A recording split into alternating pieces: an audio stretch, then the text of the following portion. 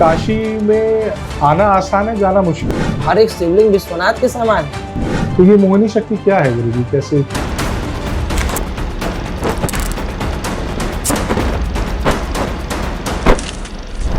जैसे आपने बात किया मोहिनी शक्ति की गुरुजी, जी ये मैंने कई बार सुना है कई लोगों के मुंह से कि काशी में आना आसान है, जाना मुश्किल है। मतलब आप आते हो तो आपको काशी छोड़ता नहीं है, बाबा की मर्जी से आते काशी हो। अगर आपको एक बार पकड़ ली जी, तो फिर आप यहीं के हो गए। तो ये मोहिनी शक्ति क्या है गुरुजी, कैसे, क्यों? मोहिनी है सबको अपने तरफ अट्रैक्ट करती है। मनुष्य को केवल नहीं, अनेक देवी देवताओं को अट्रैक्ट कर लिए। शायद आप देखते हैं इतने तो शिवलिंग मनुष्य क्या चीज है? इतने शिवलिंग है काशी में। भगवान विश्वनाथ किसी को भेजने कुछ काम करने, वो लग रहे हैं अपना शिवलिंग रख के भगवान विश्वनाथ की तपस्या करना। चाहे इसमें डांट भी नहीं सकते, हाँ। बोल भी नहीं सकते, का नाम तो हमारा ही ले रहा है। जी जी जी जी जी जी जब हम किसी कार्य को ऐसे नहीं कर सकते, जब हम विनम्र हो जाते हैं, नम्र हो जाते हैं, जी तो देवता की कृपा क्या कोई भी हमें क्षमा कर देगा। जी। और गुरुजी मैंने ये भी देखा है, ओल्ड लिविंग सिविलाइजेशन, और ये तो बहुत है और ये भी एक कारण है, लेकिन काशी घूमने सिर्फ काशी में, हिंदुस्तान से ही लोग नहीं, विश्व में हर जगह से लोग आते हैं। जी जी, और हर जगह से आने वाले लोगों का मैंने एक ओपिनियन जरूर क्योंकि सुना है। विश्वनाथ हैं तो विश्व से तो सभी लोग आएंगे ही। विश्व के नाथ हैं तो हर नाथ को आना है, जी। तो कारण जो भी हो। जी लेकिन आने के बाद गुरुजी उनका ये स्टेटमेंट सबके मुंह से मुझे सुनने को मिला है जी कि जो ओरिजिनलिटी उनको यहाँ देखने को मिली है, जी उन्होंने बोला है कि सच में सबसे अलग है।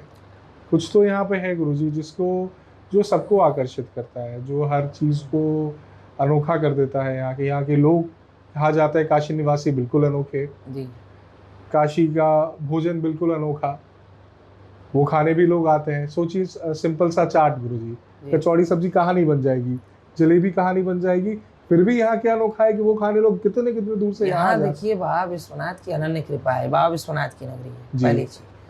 दूसरा, यहाँ काशीवासी का मुख्य उद्देश्य है भजन करहूँ, भोजन करहूँ, गावहु ताल तरंग, जी। निस दिन लब लागी रहे पार्वती शिव संग।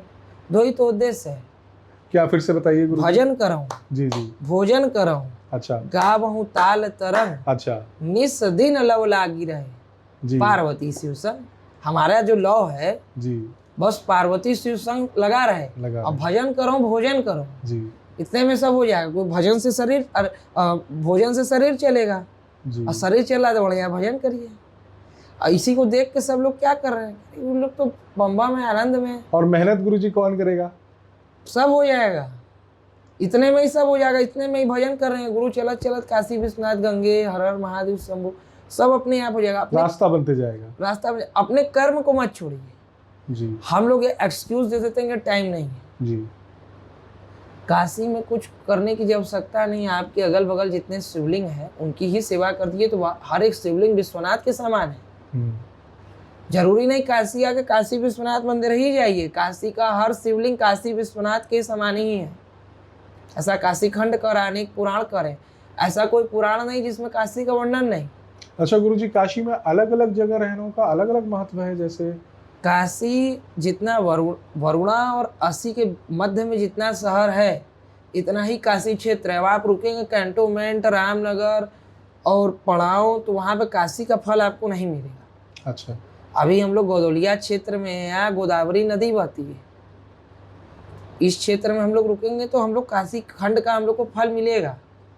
अब हम लोग को दूर रुकेंगे तो नहीं फल मिलेगा। जिसको फल चाहिए काशी में वास करने का, 1 रात का, 2 रात का, वॉटेवर जितने भी दिन का, उसको काशी के जो मूल क्षेत्र है वहाँ रुकना पड़ेगा। अच्छा, इतने का क्षेत्र है, क्योंकि काशी की सीमा एक बताई गई है। अब आप बाहर जाके रुकेंगे, अब तो शहर बढ़ता जा रहा है, उसमें अंग्रेजी में लिख देंगे। इस सीमा में भी गुरुजी सुनता हूँ विभिन्न खंड हैं। विभिन्न खंड अलग से पुस्तक के माध्यम से बांट दिए, लेकिन मुख्य काशी खंड है। अच्छा, इतना मध्य वरुणा और अस्सी के मध्य बसा शहर वाराणसी काशी क्षेत्र। काशी क्षेत्र। तो इस बीच आप कहीं भी रुके तो आपको और काशीवास का फल प्राप्त होगा। काशीवास का फल प्राप्त होगा।